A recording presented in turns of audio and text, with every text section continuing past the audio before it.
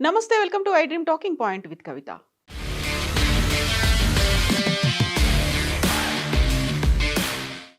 జమ్మూ కాశ్మీర్ పహల్గాంలో ఉగ్రదాడి జరిగి నేటికి ఏడాది పూర్తయింది. 2025 ఏప్రిల్ 22న పాక్ ప్రేరేపిత ఉగ్రవాదులు పహల్గాంలోని టూరిస్టులే లక్ష్యంగా జరిపినటువంటి ఉగ్రదాడిలో 26 మంది అమాయక ప్రజలు ప్రాణాలు కోల్పోయారు.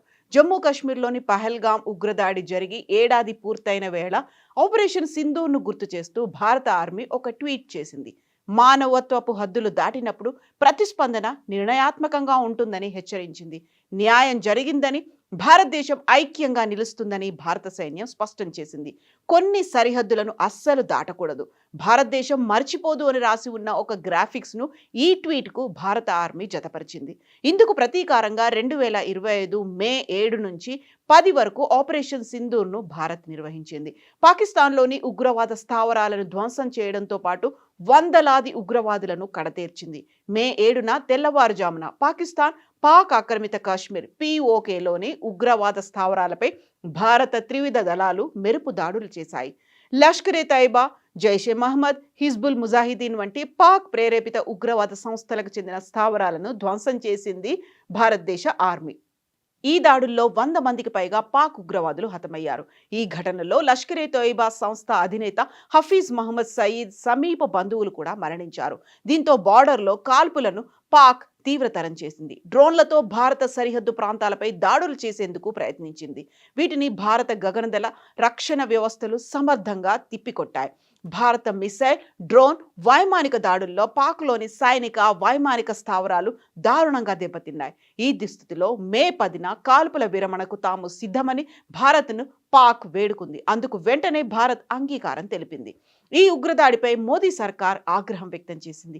ఇది పాకిస్తాన్ ప్రేరేపిత ఉగ్రవాద చర్యగా భావించింది. అదే సమయంలో ఈ ఘటనకు తామే బాధ్యులమంటూ లష్కరే తోయిబా అనుబంధ సంస్థ ద రెసిస్టెంట్ ఫ్రంట్ TRF స్వయంగా ప్రకటించింది. ఈ దారుణానికి కర్త, కర్మ, క్రియ అంతా పాకిస్తానే అని దాని ద్వారా స్పష్టమైంది. టూరిస్టులను చంపే ముందు వారి మతం అడిగి మరీ ఉగ్రవాదులు ప్రశ్నలు అడిగినట్లుగా వెల్లడైంది.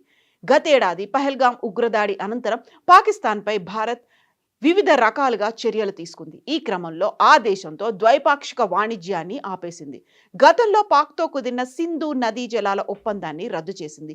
భారత్పై ఏ రకమైన ఉగ్రదాడి జరిగినా ఉపేక్షించేది లేదని అప్పట్లో ప్రధానమంత్రి మోదీ పాక్ను తీవ్రంగా హెచ్చరించారు. ఈ చర్యల్లో భాగంగా భారత్ నుంచి పాకిస్తాన్కు వెళ్లే సింధు జలాలను నిలిపివేస్తున్నట్లుగా కేంద్రం ప్రకటించింది. ఇందుకోసం కొన్ని దశాబ్దాల క్రితం చేసుకున్న ఒప్పందాన్ని కూడా రద్దు చేస్తున్నట్టుగా వెల్లడించింది.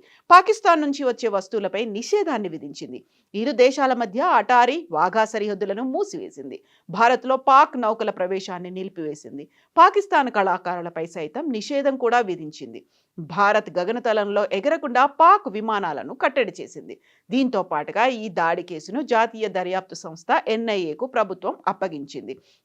దీని తర్వాత ఆపరేషన్ మహాదేవ్ పేరిట ఉగ్రవాదుల కోసం ఇంకొక ఆపరేషన్ చేపట్టింది భారతదేశం.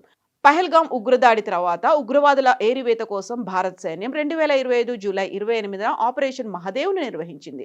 ఉగ్రదాడిలో పాల్గొన్న 3 లష్కరే తోయిబా ఉగ్రవాదులను ఈ ఆపరేషన్లో భారత భద్రతా బలగాలు మట్టుపెట్టాయి.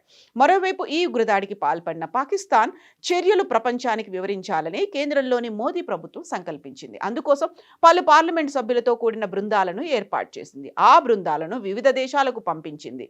ఉగ్రవాదాన్ని పెంచి పోషిస్తున్న పాక్ తీరును ప్రపంచానికి కళ్లకు కట్టినట్లుగా భారత్ వివరించింది.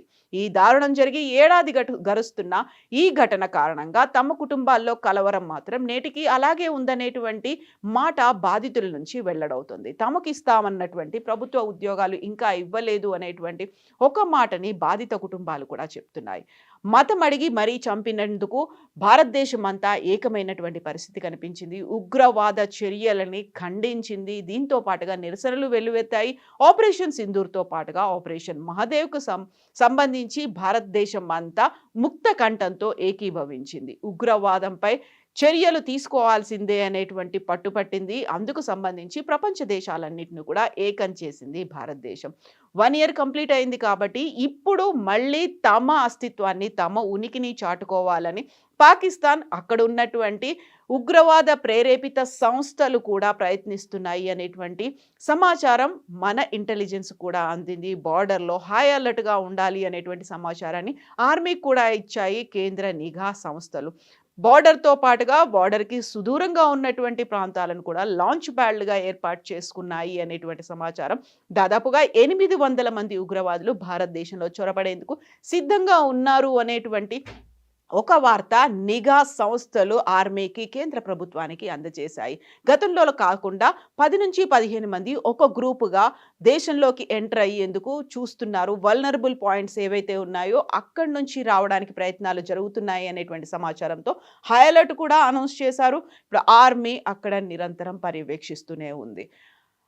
ఈ ఘటనకి సంబంధించి అసువులు బాసినటువంటి పర్యాటకులకి ఐ డ్రీమ్ నివాళులు చెప్తోంది. ఓవరాల్‌గా ఇలాంటి ఇన్సిడెంట్స్ జరగకుండా ఉండాలంటే ఏం చేయాలంటారో కామెంట్స్ రూపంలో తెలియజేయండి.